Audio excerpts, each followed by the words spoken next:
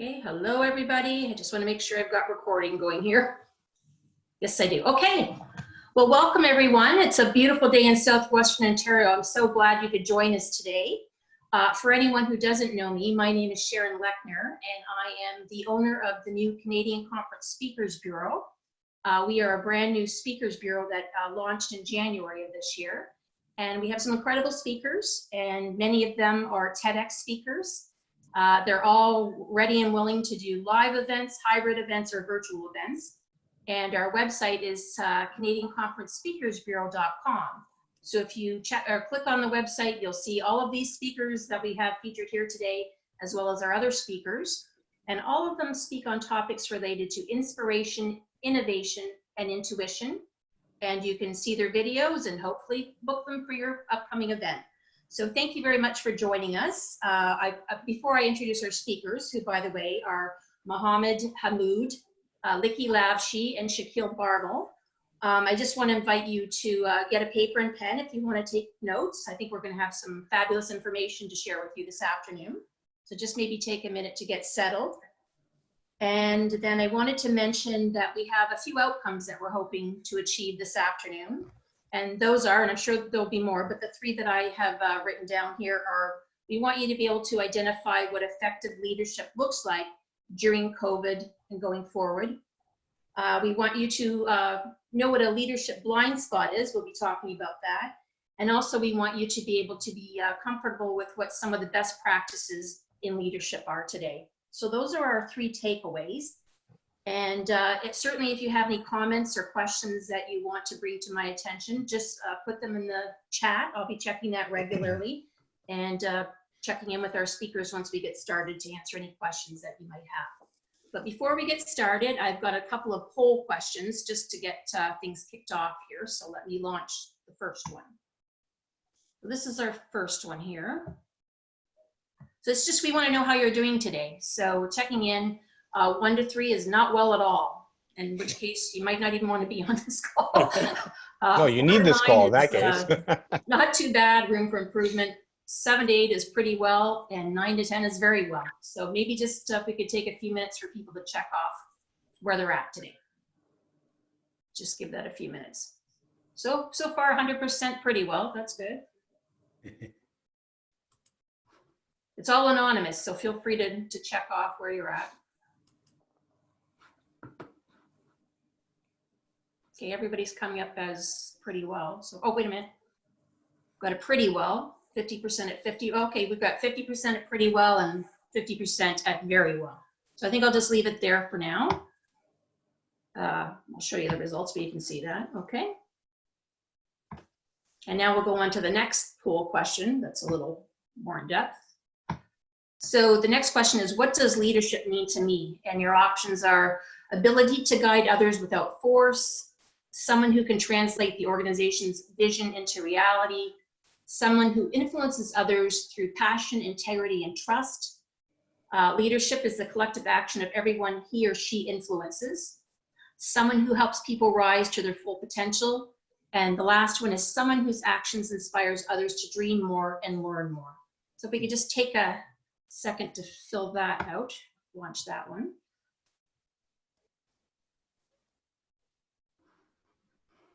Just which one speaks to you right away? Can I choose all of the above? You can. I don't know if it will let you, but okay. Okay. I've got 0-3 have voted. Okay, so we need some people voting here. Just give that a minute. I think it takes time to process, yeah. Someone who influences others through passion, integrity, and trust. And some, okay, that's changing a bit there, okay.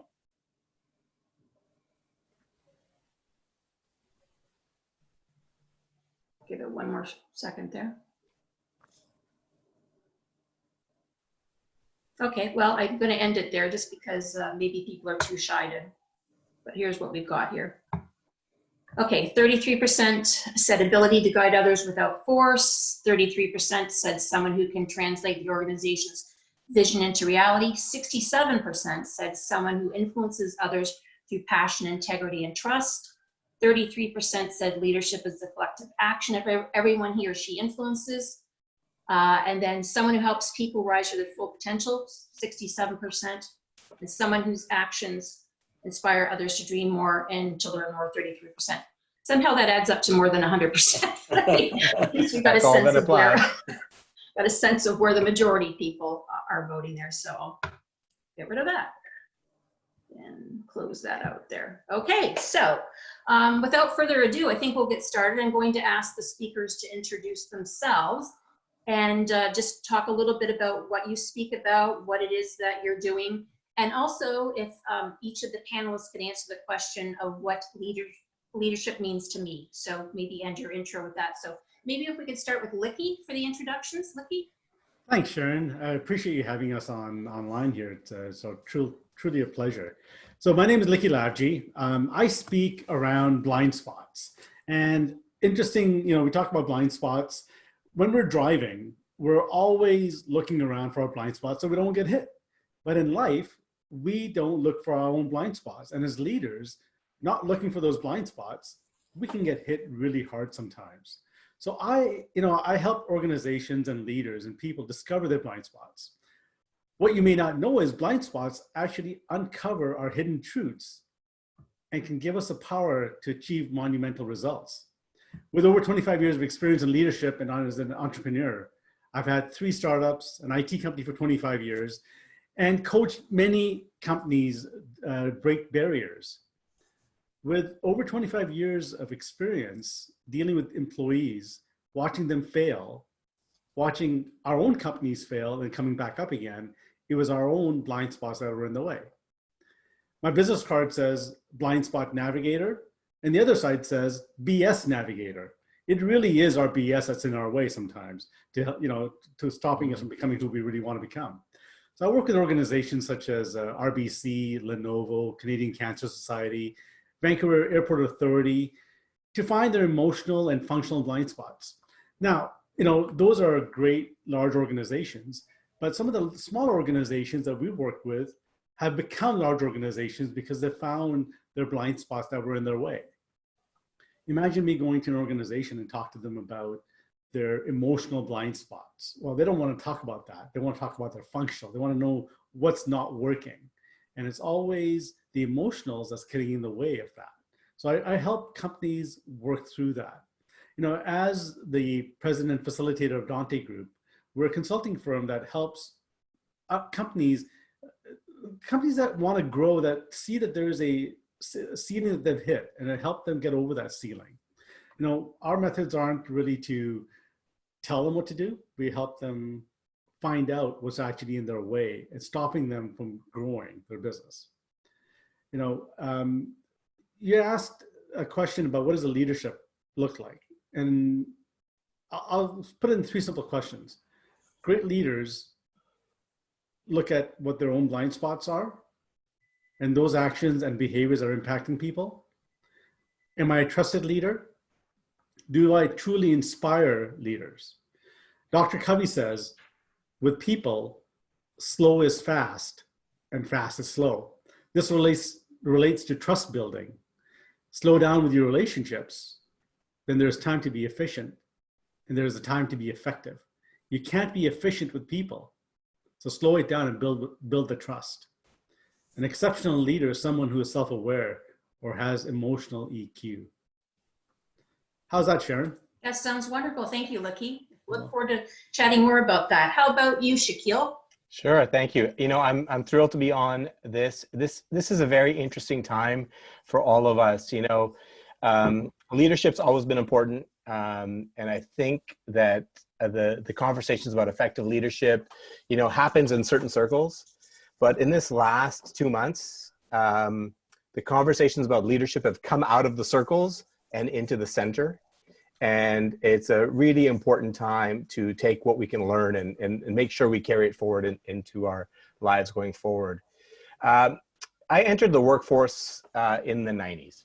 And as I worked through various roles in the corporate sector and nonprofit, we all know that there's been waves and fads of leadership themes and concepts. From my experience as I've traveled the world, worked as a consultant, as a senior leader, as a teacher, as a coach, I've discovered that the truth is effective leadership hasn't changed. It hasn't changed through all of time. There's three things I've learned. Number one is that effective leadership is about knowing how to swing from the more directive, strong back type of leadership to the more nurturing, empowered type of leadership. It's not one or the other, it's both. And it's knowing when to do each one. Very hard, but very important part of being an effective leader. That's fantastic. Right. Number two, what I've taken away is that leading an organization of people that are always striving to be relevant to the customer and focused on the customer takes tremendous talent. It's not easy. It's not enough just to say the words. It takes process discipline. It takes strategic intent, and it takes effective nurturing of people and directive leadership to make that happen. Very hard to do, but very important as part of a leadership role. And number three, I've learned that this has always been true. We talk a lot about agility and flexibility and resilience now, like it's really important now. We know that this has always been important.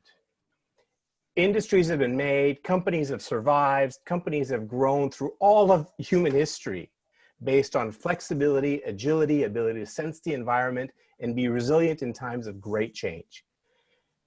Those are the things I know for sure from my experience working over the last 25 years. And I've dedicated the rest of my career to helping organizations thrive and succeed based on those three things. Flexing the leadership style between directive and nurturing, being relevant to customers and shifting with the market, as well as being agile, resilient, and flexible. I do that through speaking, primarily through coaching, through consulting, and through training. And I do it through three affiliations. I have my own firm, Ocean Blue Strategic Leadership, where I work with companies to do just that, work with those three drivers of leadership. I work with a company called the Summit Group, which is a global sales transformation company that is all about creating organizations that are relevant to the customer and building the processes to do that. And I work with, very proud to work with the Ivy Academy, based there in London. It's a branch of the Richard Ivey School of Business, where I'm a graduate of their MBA program. And through that academy, we're working with leaders of the largest companies to coincidentally work on those three things that I just described. And so I'm part of a team of coaches. There's about 18 of us that are focused on doing that, as Ivy plays a leadership role in driving leadership growth through commitment, character, and competence in Canada. That's fantastic, Shakeel. And I'm so glad to see that you advocate for that balance between the directive and heart-centered type of leadership. I think when I started working, all I really saw was the directive style. So I'm so glad to see that that's changed. Let's move things over to Mohamed. Could you introduce yourself, please? My name is Mohamed Hammoud, and I have to start off by saying that you really are going to make it difficult to walk in your footsteps, because you both bring incredibly diverse and experience and level of expertise to the topic and the subject. I'm looking forward to engaging on that today. So as we've learned, as we've heard, leadership is very diverse. Leadership is not just one way of explaining how we can behave or how we can lead others or lead ourselves. But what I do focus on is the fact that we don't do it alone. Leadership is how we work together as teams. There's always going to be somebody that's pulling and somebody that's pushing. And understanding, as Shakeel, you were saying, when do we need to pull? When do we need to push? When do we need to be directive? When do we need to be able to a little more emotional, intelligently, and lead from the heart? So it's understanding the needs of others and making sure that we can flex our leadership style to accommodate their needs at any particular point. But leadership is not so much a role. It's not a title that somebody anoints you with. It is a mindset. So, I struggle with the fact when people say you're a leader or you're a follower. And I don't believe that there are leaders and followers. What I believe is there are people that adopt a particular mindset in a particular situation. I may be a leader in a certain area and can have a voice that amplifies those that have a weaker voice, but then I can be a follower in a different area because it's not my area of expertise. So we have to be aware of when we can follow because there are better leaders, and when we can lead because there are people that are looking to us to do just that. So leadership is that mindset to know when you can be the person that people look towards to help guide and provide that the knowledge and the expertise. And sometimes when you look to others to be able to grow and walk along with them, because we all work together on a team and the teams have to be diverse. I believe that leadership is about involving others. When you involve and you let them weigh in, they'll buy in. Whether you're the person who pushing forward the idea or the person who's tugging back at the idea, it has to be where you find common ground and you use your influence to be able to find those commonalities where you work together with people. At the end of the day, whether you're leading a household or an organization of one person or a multinational organization with thousands of staff, you have to be the person that inspires others, and you inspire them by values that people look towards, that, like Likky was mentioning, trust. How do we behave? Do we behave in a way that people want to be around us, that they want to work with us, or do we behave in a way that pushes people away and repels them? So leadership is really that mindset of how we involve, influence, and inspire people to work with us so we can achieve collective results. And I've done that working with a tech company here in London for almost 22 years or 21 years in a few days. Loved the journey with them. I've had various roles, but I look at how we can build inclusive cultures that empower the employees to work with the client, to make sure that we're amplifying the voice of the employee by responding to the needs of the client. I've also got my own consultancy, Desire to Lead, where I facilitate training, everything on diversity and inclusion, emotional intelligence, team building, and I do speaking on the same topic. So the idea is to bring it all together. And why do I love to do that? Because I look at the community where I live, the community where I have influence, and can I inspire the people that I work with to say, we can work together. We're realizing this right now in this pandemic, that we can only make it through if we work together. But if we keep that mindset that when we come out on the other side and build a better normal, we will always be stronger, more humbled, and a more optimistic society and community when we work together. So that's fantastic. Glad to work with you today. Thank you. So my next question overlaps a little bit with what you've all kind of touched on so far, but what I'd like to ask you is what you think the most important characteristics of a leader are. So maybe we could start that question with Shakeel.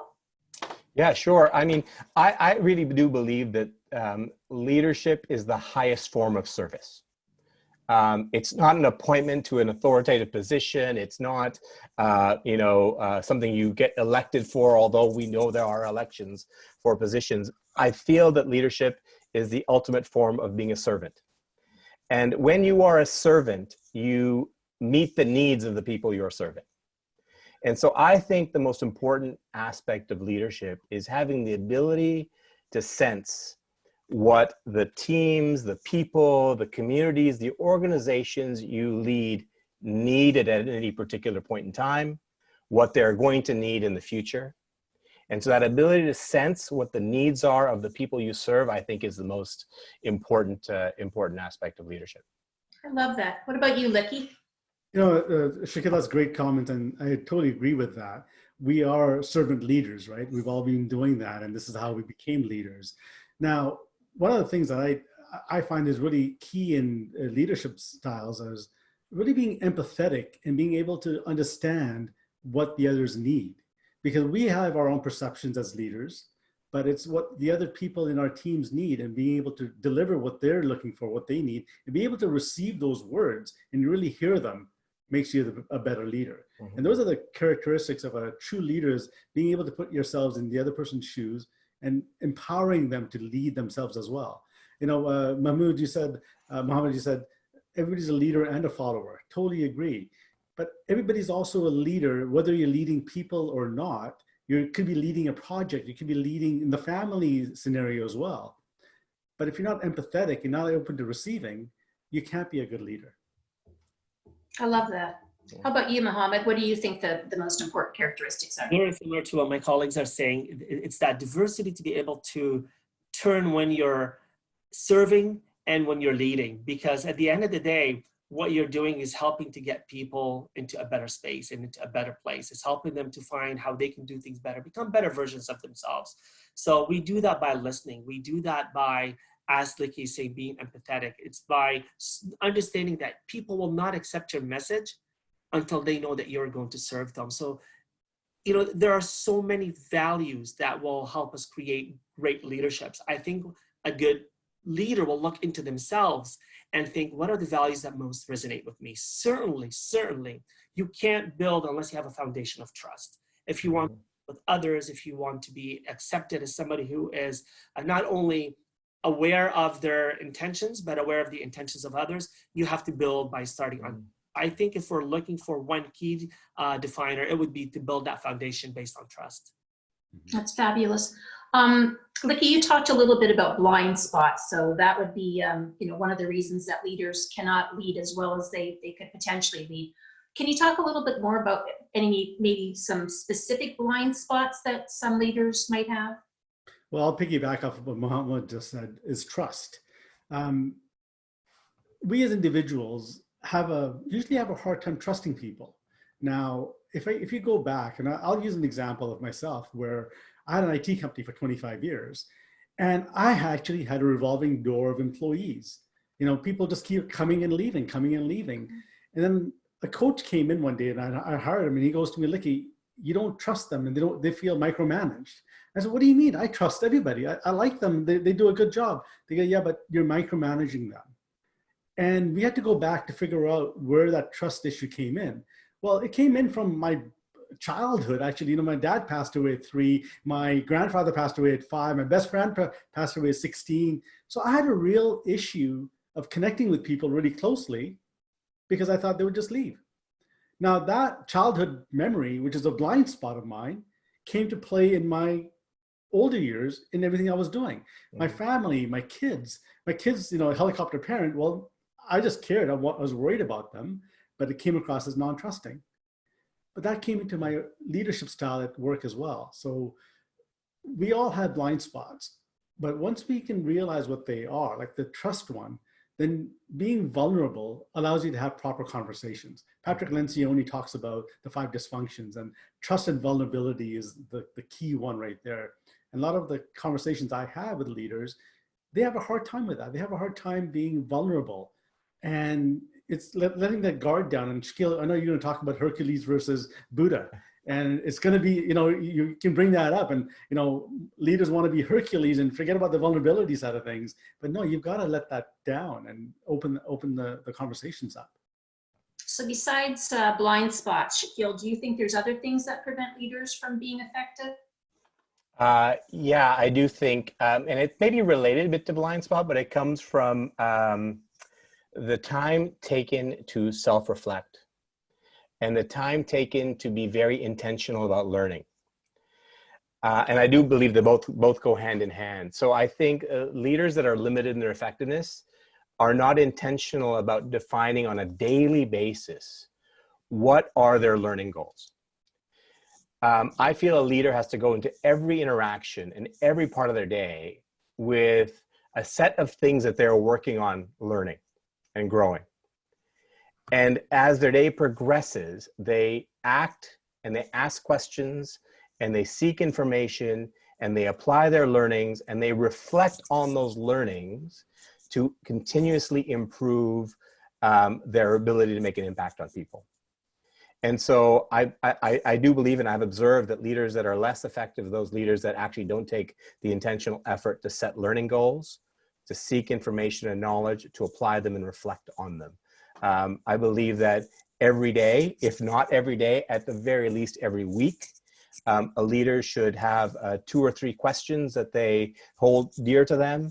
And those questions can be used to contemplate and to reflect. I like to do it by long walks, or you can even meditate and reflect on a question like, how could I have been more effective this week? Or what is something I can do to be a better leader to my team next week? And reflecting on those questions, I think, are an important part of continuing to improve your effectiveness as a leadership. I love that. Anything you want to add to that, Mohamed? I do. I want to reflect on what Shakeel was saying.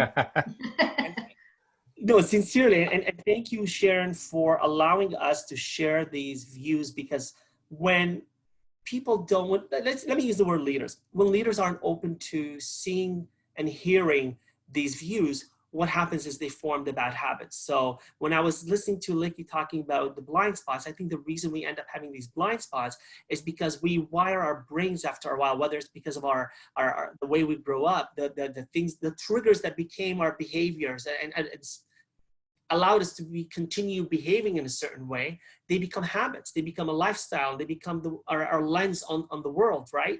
And so we don't take the flexibility that Shakeel is talking about to be able to reflect. And I see incredibly gifted, smart, intelligent people who are stubborn to the point of almost being stupid. They are not willing to look at the blind spot and to reflect and say, wait a minute, how can I do this differently? And it becomes a habit. And we start blaming our genetics or the weather or whatever it is. We don't look and say, well, that change has to come, from myself first. I have to recognize that blind spot and be able to look at it and say, what can I do better? How can I reflect? And I think when we're not engaging in conversations and having this mirror lifted to us so that we can see how we can do things better, we just continue in these bad habits and we blame others rather than start with change ourselves. Sharon, can I respond to something? Absolutely. These two gentlemen, I mean, if you put together what they've just said, is really powerful. Because, when we have these emotional reactions from the people that are around us as a leader, of course, people push our buttons.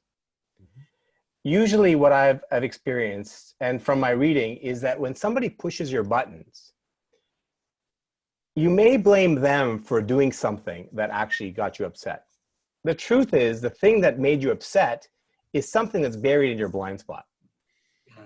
It's your reaction to them is just a cue, and it's a trigger in your blind spot. And when you can resolve that blind spot by, what these gentlemen just talked about, find the blind spot, reflect on it, you'll really find the solution to the problem. And there's a quote from it's a Buddhist teaching actually that I heard, which is that you have to be grateful for everybody, especially those that push your buttons, because those are the ones that show you where you're stuck. And that's essentially the opportunity and gift from all the people that upset us in our lives. I love that. Now, this wasn't a question that I actually had written down, but I'm going to ask you anyway. Do you think just the environment that we're in right now with COVID, with people working virtually, lends itself to people having their buttons pushed more easily, or do you think it's the same as if people were working face to face? I'm going to jump in. I think people have become humbled.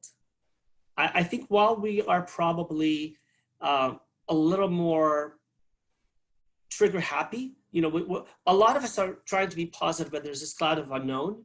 And, as positive as I pretend to be every day, I'm really worried about what the new normal could be like, because some of my comfort and my civil liberties may look very different in the new normal, right? But I think people have actually become a lot more humble. And that's why I have hope in that maybe we can build a better new future for everyone if we can take some of what we're talking about today and hold on to it. Because what happens is after the scab is healed and if there's no scar, we don't remember that, that there's something that taught us, we fell and this is how we got up and I've got this scar to prove it. What happens is we become resiliently ignorant and we move on, we forget what we learned when things weren't as good, right? But I think, to Shakeel's point, if we could reflect and maybe journal about it and come back and say, what did I learn from this? Mm-hmm. I apply from my learning, right? It's to that knowledge that you're talking about, Shakeel. Otherwise, I think we're going to look back in 6 months and we're going to find a lot of blind spots because we've gone to maybe half to where we were before. We've gone back to where we were almost. Yeah. I hope you're right, I'll Mohamed. jump in Anybody here. else? I'll jump in. Yeah, we've definitely become a lot more humble because we have to. But what I'm seeing a lot of leaders do right now is become a lot more vulnerable as well. And they're actually saying, I am worried, I am scared, I don't know what it's going to look like, as opposed to being that, on the perfect storm boat riding the tidal wave saying, I got it. They're saying, I got it, but I don't know what it's going to end up like. And they're actually doing that. And as they become vulnerable, their teams are starting to open up and trust them as well. So those relationships are getting tighter and tighter. Now let's just hope that when we get face to face, that vulnerability stays. Because that's one of the questions I'm asking to a lot of my leaders is saying, what have you learned in the last 8 weeks? And what are you going to keep those habits, and how are you going to keep those habits going moving forward? Can I give an alternative perspective? While I do agree with what the gentlemen are saying, I think there is also a potential risk in the way we're working today. So on one hand, I agree. I've been talking to people, the humility, the humanity, the caring is absolutely there, and I'm seeing it. But here's the risk, right? As human beings, as leaders, we respond to signals and messages. We pick up facial expressions and body language. We pick up silence. And when we're dealing with people live in front of us, we are able to pick up signals in a certain way and shift the way we behave, act, speak in response to those signals. Well, the way we're receiving signals now has significantly changed, right? We're spending our time on these video platforms. And oftentimes we're so focused on how do I look? How am I coming across? And there's plenty of studies that have already been done. It's the stress that's created because we're worried so much of how we're coming across, our volumes, our testing our headphones, all of that. When we do that, we shift our attention away from the other person. We're looking at how we're coming across, but we're not looking at what signals they're giving us. And if we take the opportunity of this technology, I mean, I'm looking at a screen right now with 4 faces looking at me.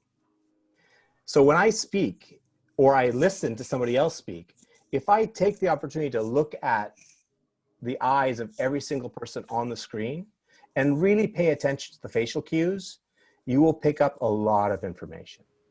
And in fact, people will give us more information on these screens than they would live because there's filters are down. You'll see facial reactions on this format that you won't see when you're talking to somebody live. And if you pick up on that and you hone in, you say, Likky, I just noticed that you didn't seem to be quite agreeing or clear on what I just said. Can I just confirm you've understood? And you can probe. And I think there's an opportunity there. But if you don't take it, there's also a risk that you become disconnected and miss signals. Wow, that's so interesting. I totally agree with that. And the interesting part is one of the things I've started doing over the last couple of weeks is taking myself off of self-view. So I don't look at myself on Zoom anymore. Because I noticed that my energy level was, is it okay? Am I leveled off okay? Is the lighting okay? I just took myself out. I don't need to look at myself because when I'm in person, I don't look at myself. Why do I need to worry about that? So I've taken that stress totally off. And those little cues, Shakeel, you're right.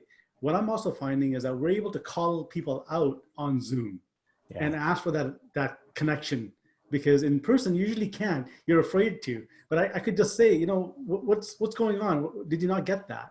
Or are you able to ask that question? So I totally agree with that, Shakeel. So thanks for bringing that perspective into this conversation. That's a great perspective. So my next question, we talked about some of the best practices that leaders should adopt, including a reflective practice and identifying your blind spots. But what do you think the best practices are that an effective leader should have? Anybody want to start with that one? Now or all the time? Let's do both. No, actually, no, let's just do now. Let's just do now, because that might lead to my next question. Now is great. So I think now within this pandemic, to piggyback on what you were saying, Likky, it's okay to say, I don't know, but give the option, right? So I completely agree. It's that courageously vulnerable that, hey, I don't have the answers for you. I don't know. I don't have the crystal ball. But here's what we do know. Here's where here's where our company sits in terms of our finances. Here's how it's taken a hit.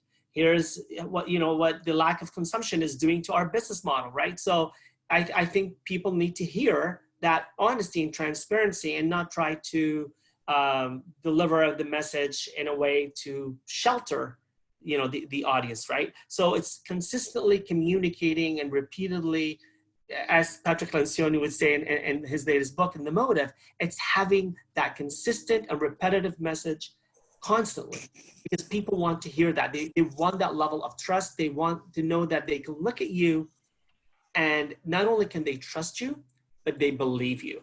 And I think that, you know, once we can build that bridge from trust to belief, we know that that's a person that we could, you know, give them the reins to lead us forward. We'll kind of not tug back so much now because we do believe that person is.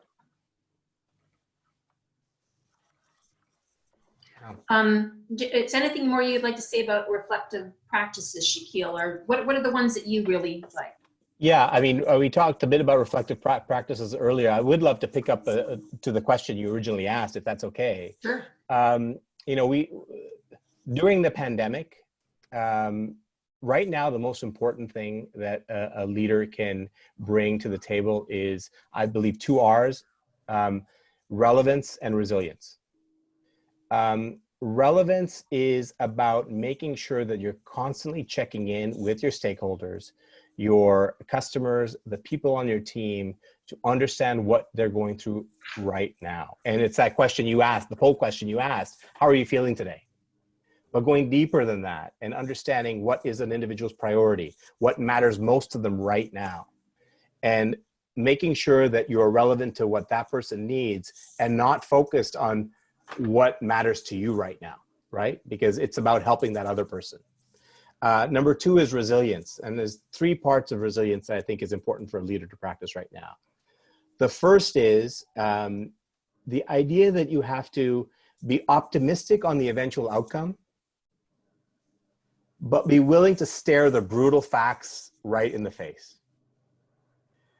If you're only optimistic, you're not going to be the leader that your people need. You need to bring them the truth, and you need to face the truth yourself that this is going to be really hard. But we're going to get through it.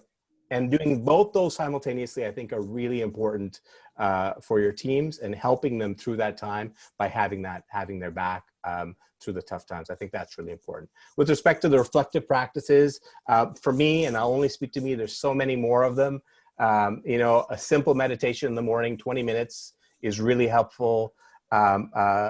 Intentional question on a meditative walk, very helpful. Coming at the end of the walk with an answer or some kind of conclusion.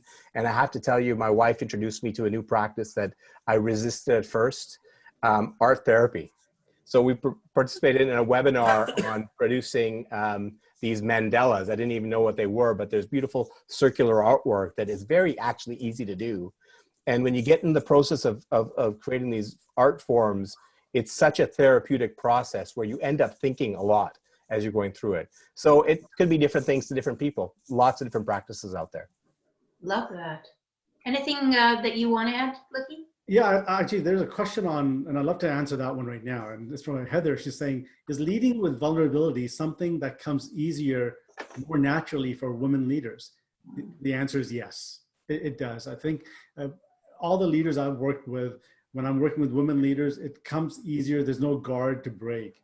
With men, it is becoming easier. You know, and I'll go back to the question that you asked earlier. What do we need to do right now? Shakeel, you talked about resilience, and I talk about consistency. Be consistent in your message on an ongoing basis. Every day, talk about where you're going, what's happening. You know, one of the questions I've asked my leaders is, what's that one thing that you're afraid of saying out loud that you haven't told anybody else yet? Say it out loud, either to yourself or to somebody else, and share that, because that's going to let that guard down to understand how vulnerable you can actually be. And then creating a short, medium, and a long-term plan, because we don't know how long this is going to be. We don't know what that's going to look like. We know we're going to get out of this. We always have. We just don't know what that end result's going to look like. But creating a short, medium, and long-term plan and communicating that with your team will allow that team to know what's happening on an ongoing basis. Just be consistent in that message every time. So. That's great. Fantastic. That's great. And Sharon, I'd love to build, if possible, on that issue of vulnerability and gender. I know Heather was asking about that. So I agree with you, Likky. I do think that we tend to associate the softer skills with the female gender. And I think, you know, as I'm learning, and I've been exposed to a lot of things in the past few years because of some of the things that the way that I've been growing up and, you know, accepting realities in our communities and our society. And I think it's less about gender per se, whether you're female or male, because, you know, you can be an alpha male woman. You could be a male who's not an alpha male. You know, I work with people who are women who are introverts, who work in a tech industry that, you know, with other men and women who are very dominant and very loud, and they feel that they're silenced. So I think it's becoming self-aware of our actions. And are we shutting people down? Are we, rather than amplifying the voices of people who tend not to be heard very loudly or at all, are we shutting them down? So it's like Shakeel is saying, can we look, you know, and flex and say, hey, can you tell me more about what you're feeling right now? So look at somebody, whether they're on the room or on the call, and engage them. If they've been quieter, engage them. If they're shy or they're reticent to speak up, it's pulling out, you know, their ability to become engaged. Again, letting them weigh in. So I don't think so much that it's based on our gender.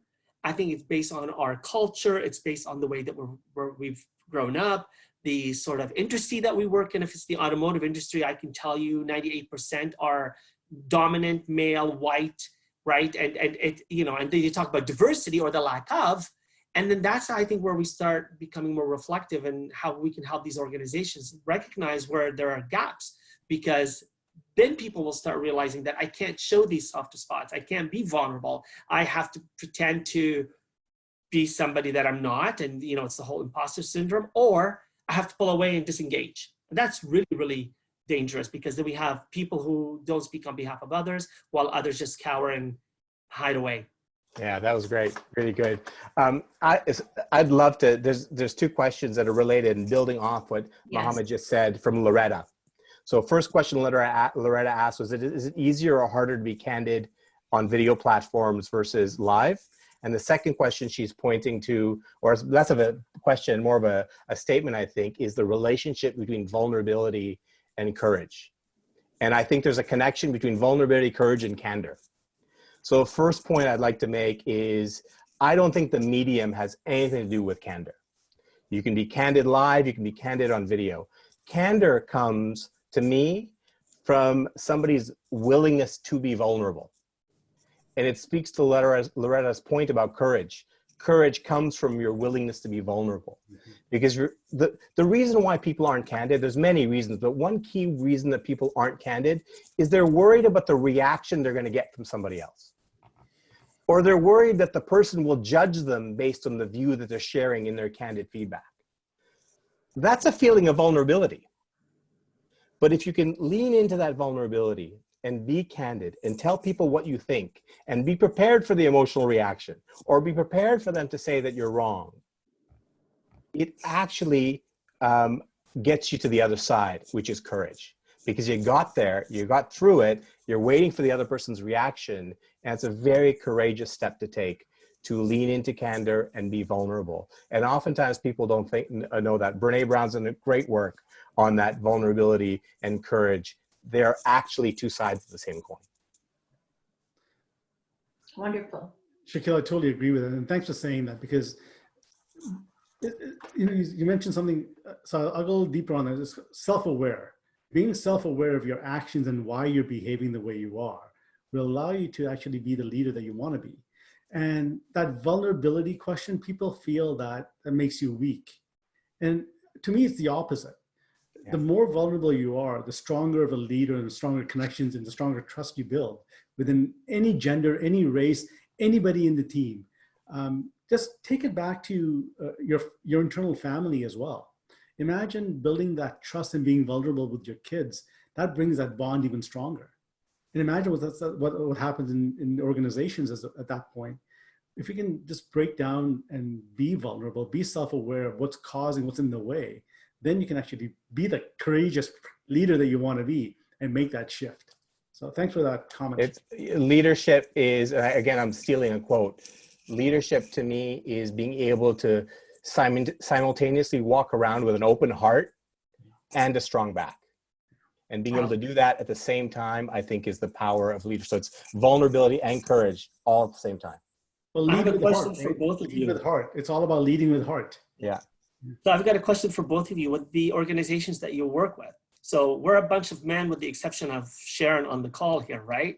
So if you took away the screen and you took away the tonality of our voice, we'd sound very much in tune with our female counterparts, right? We are sounding more like we are actually in touch with our vulnerability, which is something that men don't admit to doing in our society, in a Western society. So being the Buddha is not necessarily embraced. It's a sign of weakness. And so I want to turn this into a question. And the question is, why? And why do we let this happen? I just want to hear from my colleagues, why? I have an answer. It's not a simple answer, but I'll do my best to make it simple. I believe that society over the course of history has rewarded bold, aggressive moves.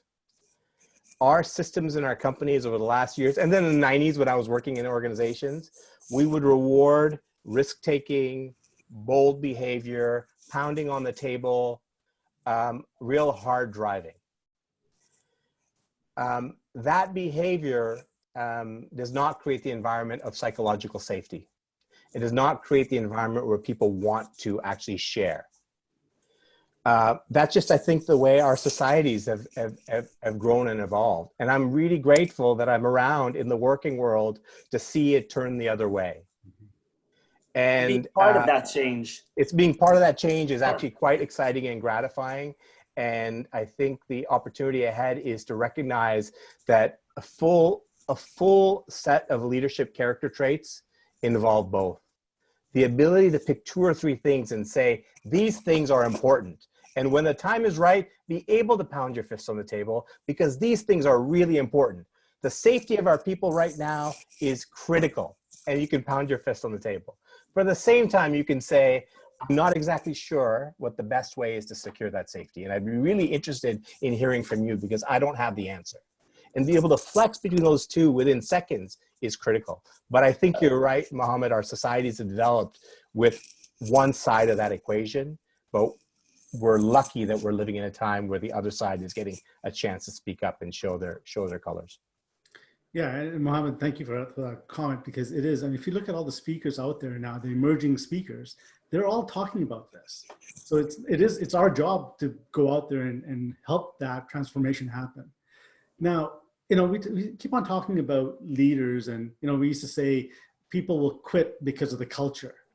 Yeah. It's a culture that makes a difference. It's actually the leaders that make the difference as well.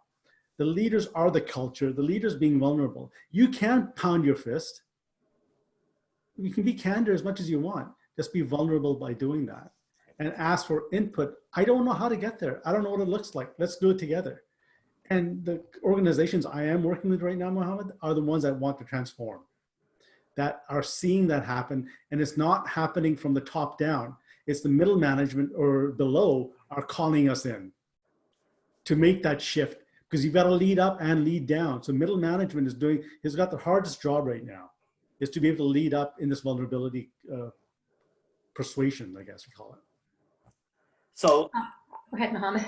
I guess, the hope that I have for what this pandemic and the crisis can cause is for that overwhelming reflection that we as a society need to embrace and to realize that if we don't become more vulnerable, if we don't brave being able to look at what's normally looked at as our weakness, right? If these soft skills, they're not soft, they're essential.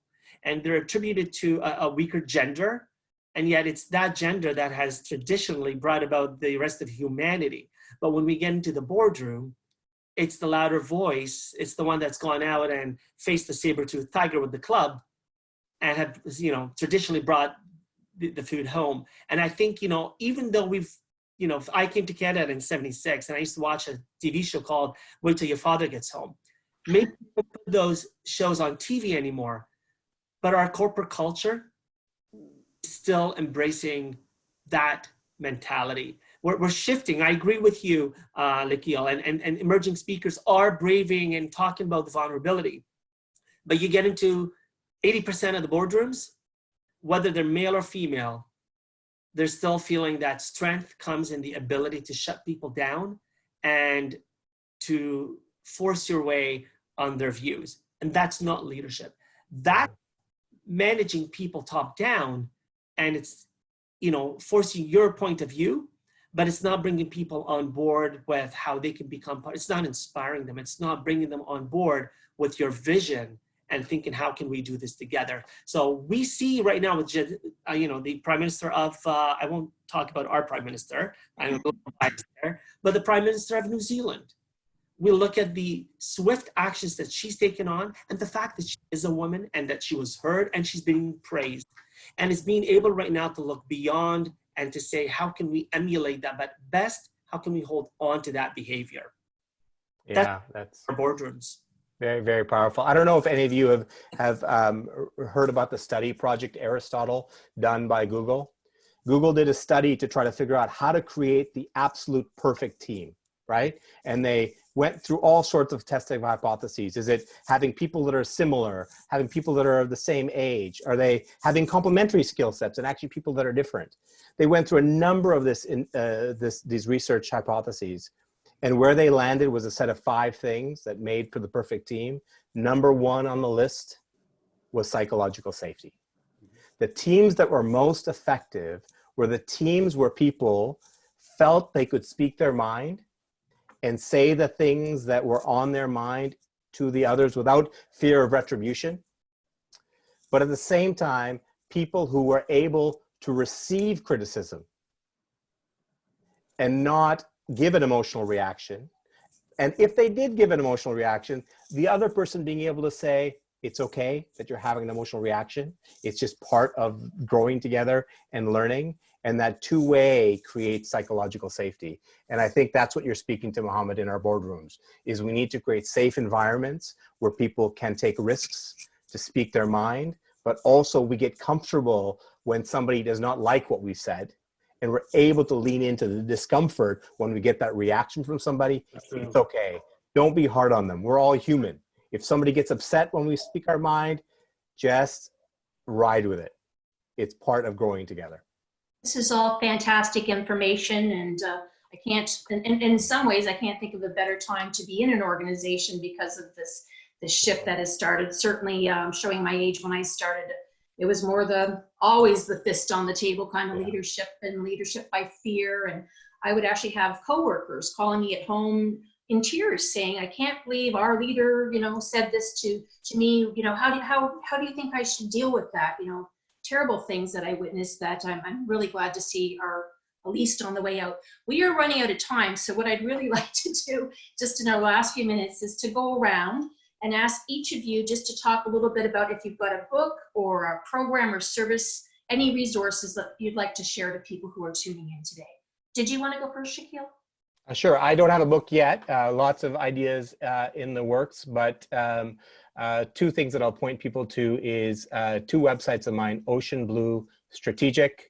Sounds long, but it's actually pretty simple, oceanbluestrategic.com. And I've got a number of articles there I've written on some of the subjects we've talked about.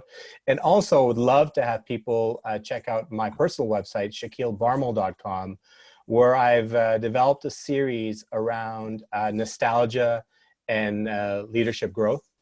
I developed a hypothesis about a year ago that if we reflect back on our childhood experiences, we will identify the triggers and events that actually drove our leadership style. And when you examine those, you can celebrate those things that you like about your leadership style and give tribute to where they came from, but also look at the things that don't work so well and understand why and reflect on those. So those are the 2 things I'll point people to learn more about me. Great, thank you. Likky? Yeah, so I've got books aren't ready yet. They're on the works right now. They're being worked on. One of them is on leadership blind spots. The second one is on how to find your emotional and functional blind spots. Now, to get bits of that book, you can go to my website, likkylavji.com, and download a couple of the ebooks, which are small chapters of the happening book that's happening out there right now. And on that website is also a workshop that I conduct on finding your own blind spots. Excellent. LikkyLavji.com. Excellent. Mohamed. So I'd have to say that you picked three people that have very much in common. So likewise, my book is in the makes, and hopefully by the end of the year. But what you can check out is Desire to Lead. That's Desire with a 2, Lead. And there, you know, you'll learn about some of the training opportunities there, workshops on emotional intelligence, team building, personality assessments, and so forth. Also, my personal website is in the works, MohamedHammoud.com, which focuses more on the speaking opportunities, right? And then I'm pretty active on YouTube and LinkedIn. So, you know, actually I'm taking a 10-day hiatus from LinkedIn and all social media right now. But I do try to get at least a video or 2 out each week and just share what I learned from other people in the community and the online community as well. Because I think there's so much power in learning from our colleagues and listening and interpreting it, and then giving it back out to the people who follow us. Okay, fabulous. I will say all of these gentlemen are very active on social media, so please check them out on LinkedIn and on their websites. I did say that we would review very quickly what our outcomes were today. I think we've very adequately covered them, but that was what does leadership look like? What are our blind spots? And what are the traits of an effective leader? So I think you did a fabulous job of answering those questions today. Thank you very much. If you are interested in booking any of these speakers, please check us out at CanadianConferenceSpeakers.com.